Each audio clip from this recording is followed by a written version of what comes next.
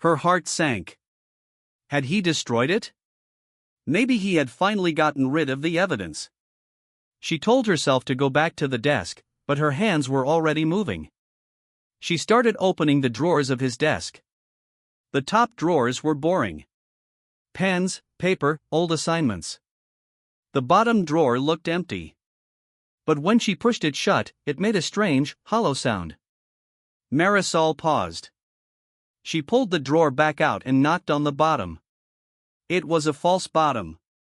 She felt around the edges until her fingers caught on a small wooden latch. She twisted it, and the bottom panel popped up. Tucked inside was a leather-bound book.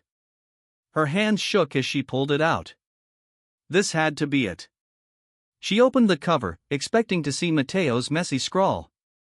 The first page was blank. No name. The paper was heavy and expensive. As she flipped the page, she saw elegant, neat handwriting that filled every line. It wasn't Mateo's. Marisol's breath hitched. If this wasn't Mateo's journal, then whose was it? She looked at the door, listening for Ariana's footsteps. The house was silent. She turned the page and began to read the first entry. Who else were you hiding, Ariana? I see snooping through my things is a habit of yours, a cold voice cut through the room. Marisol dropped the journal like it was made of acid. Her heart raced as she turned to face him. Ariana, she whispered. She stood there like a deer in headlights. Ariana's anger wasn't loud. It was felt. It was in the way his shoulders stayed stiff and his jaw hardened. He leaned against the doorframe with his arms crossed. A wave of icy rage radiated off him. Marisol felt the temperature in the room drop. She was in deep trouble. Did you enjoy it? He asked. His words were sharp as knives. What? Marisol's heart thundered in her ears. Your read, he said, nodding toward the book on the floor. Did you enjoy it? Marisol shook her head fast. I didn't know. I was snooping, yes, but I wouldn't have read it if I knew it was yours. But you did, he said softly. The softness had a dangerous edge. Yes, and I wish I could. Do you know what I did to the last person who read my journal? Ariana watched the terror in her eyes. He stepped closer. I used to keep it on the bookshelf. But then Mateo Luna found it. He claimed it was an accident. He said he thought it was his own. They do look similar, don't they, Marisol? Yes, she said. Her voice felt small. Is it an accident if you keep reading something that isn't yours? No, Marisol said. She stuffed her shaking hands into her pockets. Well, look at that. We agree, Ariana said. But you're worse than Mateo. You didn't find this on a shelf. You rummaged through my desk. You were looking for something to hide. Panic bubbled up in her chest. The situation was spiraling. She needed to change the subject. She needed to survive. So, this is why you killed him, Marisol blurted out. A dark spark lit up Ariana's eyes. It was a look born in a dark place long ago. Since you're so curious, he drawled, let me tell you about Mateo. He walked over to the desk and picked up the journal. I didn't know he had it at first. Then he showed up at my door. He threatened to post these pages on social media unless I gave him $1 million. Marisol's jaw dropped. $1 million is nothing, Ariana interrupted. And it's certainly not worth your life. It was a pathetic attempt at blackmail. He was shaking while he tried to extort me. He gave me a week or he'd ruin my family name. Marisol swallowed hard.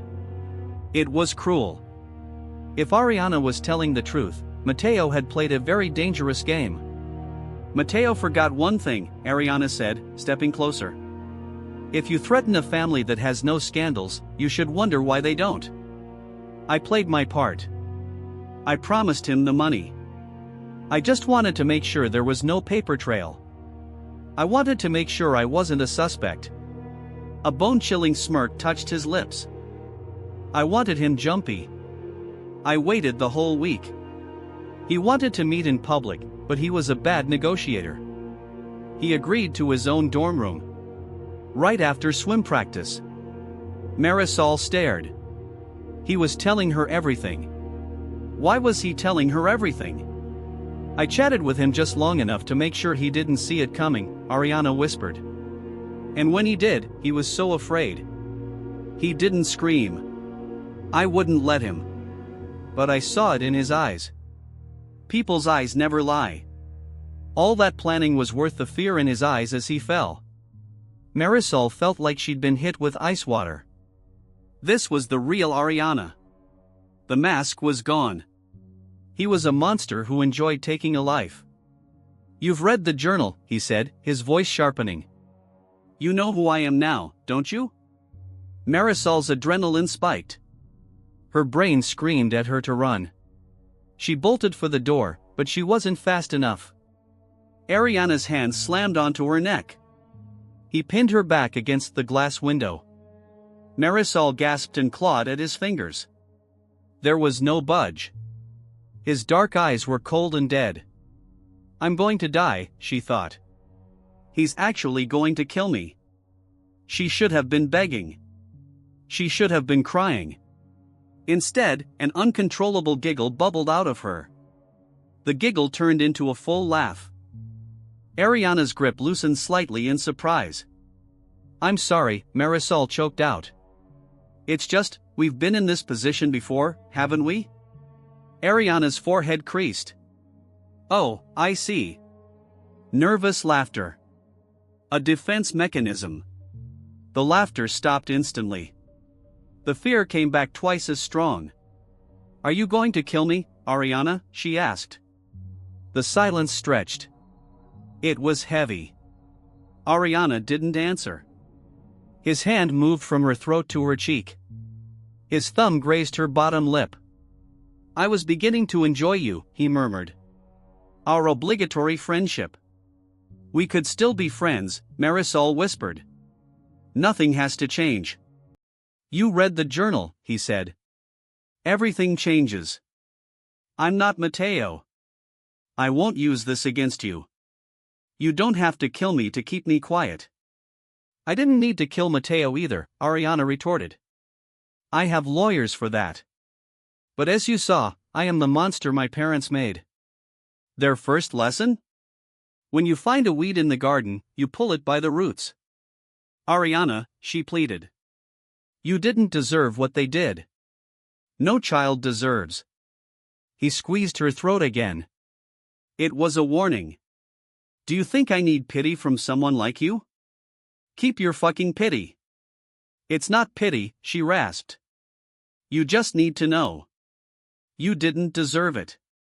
Ariana's face went unreadable. It was my due for being an Elfrida. My parents mold their children early.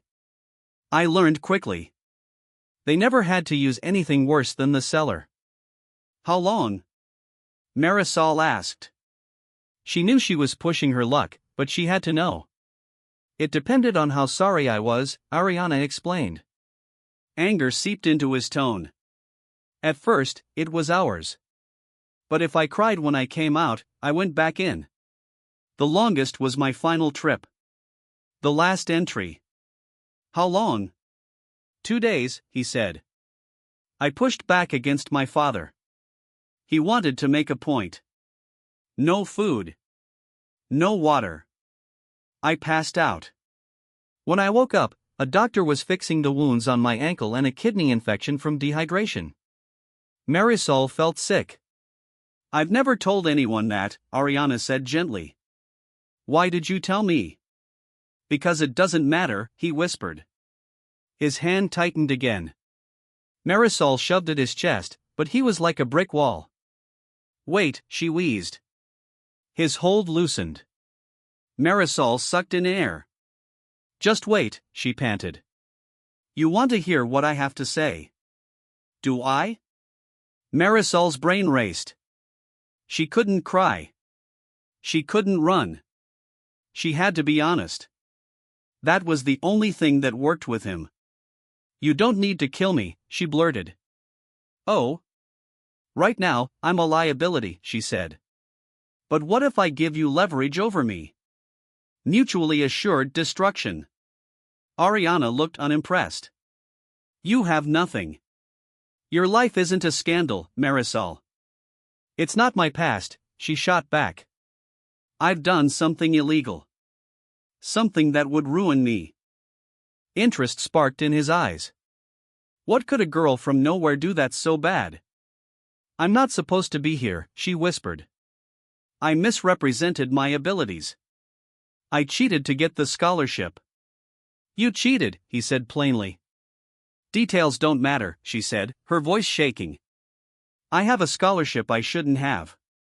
If the dean found out, he'd make you pay it back, Ariana finished.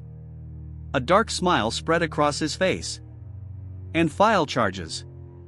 It's nearly $1 million, Marisol said. I don't have it. If you tell, I go to jail and lose everything. We both have things to lose now. The room went quiet. Ariana let go of her neck. He stepped back. Then, he laughed. It wasn't a small laugh. He leaned over his desk, clutching his stomach. He grabbed a tissue and wiped his eyes. Well, he chuckled. That explains why you don't know how to use a semicolon. Marisol rolled her eyes. I know I'm not a genius. No, not a genius, Ariana said. He looked at her differently. His eyes raked over her from head to toe. It was intense. It was like he was seeing a brand new person. But you are something. Marisol felt like she was going to melt. So, she cleared her throat. We have leverage. It's settled? Mutually assured destruction, Ariana said, his eyes twinkling. I suppose that will do. Of course. Oh my God, yes. The screeching echoes off the lockers, sharp enough to make Mateo wince. He shifts his backpack, trying to blend into the beige paint of the hallway. Across the corridor, Tori Gonzalez is currently making a scene, her arms wrapped around Emilio like he just saved her from a burning building instead of just handing her a grocery store rose. St. Benedict's winter formal. Mateo had almost managed to forget it was proposal week. A few feet away, a boy named Josue pulls a glitter-covered flower from his locker. The shimmer sprays everywhere, sticking to the surrounding students like neon dandruff. Mateo watches the spectacle with a hollow feeling in his chest. He spent the last 3 years wanting to be invisible at Leonera Heights Academy. He treated his scholarship like a witness protection program. But watching the normal kids trade flowers and promises makes the silence of his own life feel a bit too loud. Heartwarming, isn't it? The voice is a low, smooth drawl. Mateo doesn't need to turn around to know the smell of expensive cologne and cold arrogance. Ariana Elfrida is leaning against the locker next to his, looking like he stepped off a high-fashion runway and accidentally ended up in a suburban high school. Mateo stiffens.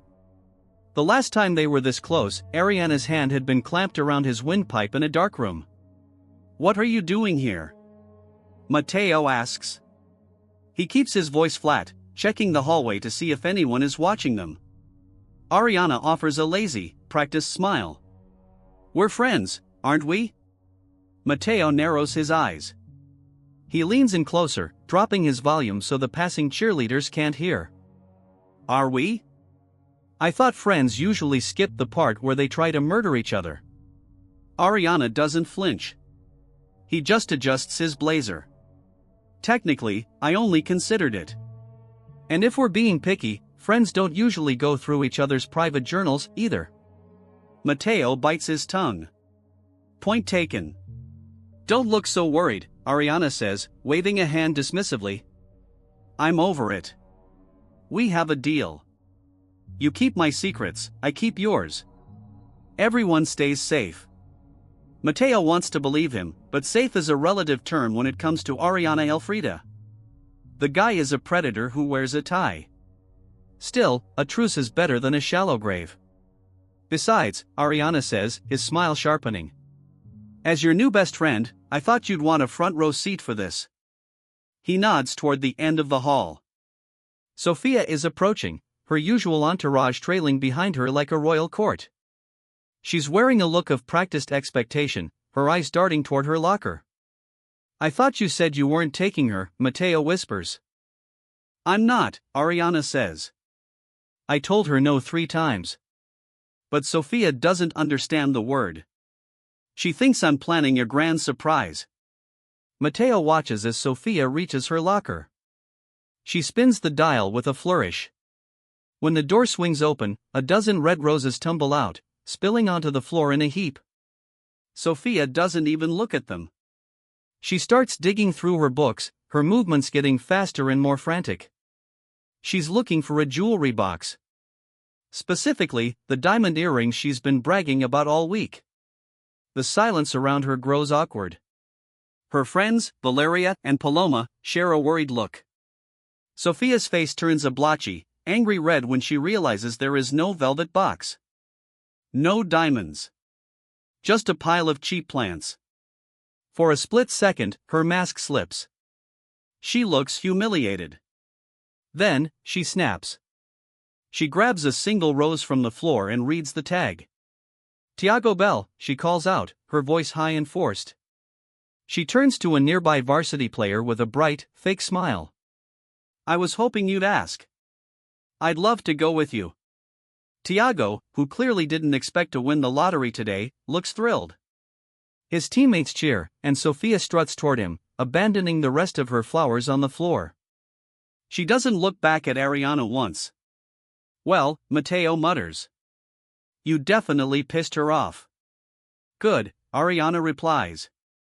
An angry Sophia is busy. A busy Sophia leaves me alone. Mateo turns back to his own locker, ready to grab his biology book and vanish.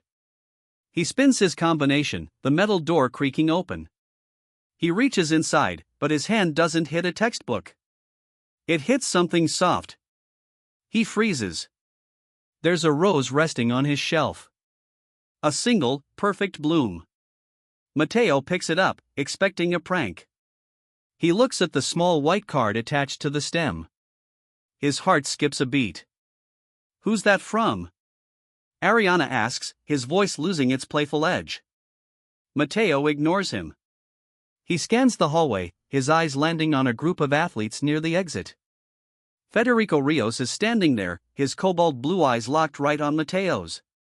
Federico isn't laughing. He isn't mocking. He gives Mateo a slow, genuine smile and mouths 3 words, "Think about it." Mateo feels the heat creep up his neck. He nods, feeling a bit dazed, as Federico winks and walks away. "You've got to be kidding," Ariana says. Mateo looks at the flower. Federico Rios is the golden boy of the lacrosse team. He's nice, he's popular, and he definitely doesn't have a body count. "I have to get to class," Mateo says, clutching the rose. Mateo is halfway to English when Ariana catches up to him again. He sidles up like he wasn't just brooding in the hallway 5 minutes ago. "You know what we should do Saturday night?" Ariana asks. Mateo sighs. "Don't you have statistics right now?" "The teacher is boring," Ariana says. "Listen, there's an art exhibit in Hartford. A museum has some original Dali pieces on loan. My driver can take us. It's a 2-hour trip, but it's worth it." Mateo blinks. "You want to take me to a museum? In another city?" "I'm a patron of the arts," Ariana says with a shrug. "It's good for my image to show up and make a donation. And you've clearly never seen a Dali in person." Mateo hesitates. He loves art. Seeing a Dali would be a dream. "Wait. Saturday? This Saturday?" "Yes." Mateo rubs the back of his neck. "I don't think I can. The dance is Saturday, and I told Federico I'd think about his invitation." The air around them suddenly feels 10 degrees colder. Ariana's expression shifts into a dark scowl. "You're not actually considering that, are you?" "Why wouldn't I?" Mateo asks, feeling defensive. "It's a dance. I've never been to one." "It's a room full of teenagers sweating to bad music," Ariana snaps. You'd pass up a world-class art exhibit for a gym floor and fruit punch? We could go to the museum next weekend, Mateo suggests. I don't want to go next weekend. I want to go this Saturday. Ariana steps closer, his eyes flashing. Federico Rios is a bore, Mateo. He'll spend the whole night telling you about lacrosse goals and drinking too much. You'll be miserable. Mateo bristles. What is your problem? Why do you care if I go with Federico? Ariana's jaw tightens. I just don't get the appeal. He's average. There is nothing special about him, yet you're choosing him over me. I thought we were friends. We are. But I want to go to a normal dance with a cute boy and take stupid pictures, Mateo hisses. It's not about you, Ariana. It's about me having a normal life for one night. The hallway is empty now. The warning bell has already rung. Ariana stares at him for a long beat. The anger seems to drain out of him, replaced by something strange and intense. Then go with me. Mateo's brain hits a wall. What? I'll take you to the dance, Ariana says. The thought of walking into the gym on the arm of Ariana Elfrida is enough to make Mateo's head spin. It would be the biggest scandal in the history of Billionaire Heights. But then he looks at Ariana's face. There's no romance there. Just a cold, calculating offer. Why? Mateo asks. Ariana shrugs. Consider it a favor. I'm sparing you from a night of boredom. It's what friends do. Mateo feels a sting of rejection he wasn't expecting. A favor? You want to take me as a pity date? I'm trying to help you, Ariana says, his voice sounding entitled. You should be grateful I'm even asking. Mateo's embarrassment turns into a sharp, cold anger. He thinks about how Sophia would look at him like a charity project. He thinks about how Ariana sees him as a subordinate to be managed. No, Mateo Her heart says. sank. I'll Had take he my destroyed chances it? with Federico. Maybe he had finally turns gotten to walk rid away, of the evidence. but Ariana's hand shoots out. She told herself grabbing to go Mateo's back to arm. the desk, But her The hands grip were is already firm, not moving. enough to hurt, but enough She to started stop him. opening the drawers of his No. desk. The top Ariana's drawers voice were is low boring. and disbelieving. Pens, What paper, do you mean, old no? assignments. I'm going the to be bottom late, drawer looked Mateo empty. says, trying to pull away. But when she pushed it shut, Why it him? made a strange, hollow sound. Ariana demands. Marisol paused. There's a hint of desperation in She his pulled voice the now. drawer back out and knocked Tell on the me bottom. why. It was a Mateo false looks him bottom. straight in the eyes. She felt around the He edges doesn't until flinch. her fingers caught on a small You're wooden very latch. smart, Ariana. She twisted it, But and the you don't bottom see panel me at popped all. up. I'm Tucked choosing inside was a Federico because leather-bound he's not book. trying to do me a favor. Her hand shook as she pulled it Ariana's out. grip loosens. This had to be His it. hand falls to his side. She opened the cover, expecting Mateo to see doesn't wait Mateo's for a messy response. scrawl.